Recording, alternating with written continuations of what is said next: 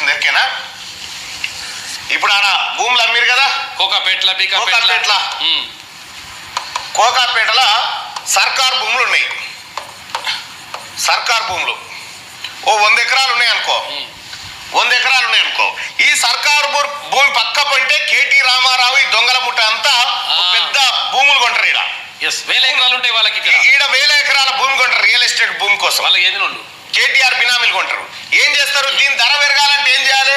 ఈ పక్కనున్న ప్రభుత్వ భూమిని వేలం వేస్తారు. వేలం వేసి ఒక ఎకరా 100 కోట్ల రూపాయలు వీళ్ళే వలుపుతారు అంటాడు. 100 కోట్ల కొంటారు ఒక ఎకరా. అప్పుడు ఏమైతుంది? ఇదే 100 కోట్లు అయింది, ఇది కూడా 100 కోట్లే అన్నట్టు ఇట్లా కొట్టేసి సంపద. అయితే ఈ 100 కోట్లు కొన్నోడు ఇప్పుడు కొన్నోడు పైసలు వేయలేదంటే ఒకడు కూడా ఇయ్యలే. మళ్ళా అది గుర్తుపెట్టుకోరు, అది చాలా ఇంపార్టెంట్. మళ్ళా దాని మీద భారీ అవినీతి జరిగిందని చెప్పి ఏది బయటకు వచ్చింది. హెచ్ఎండిఏలో భూముల వేలంలోనూ భారీ అవినీతి జరిగినట్టు ఏసీబీ గుర్తించింది.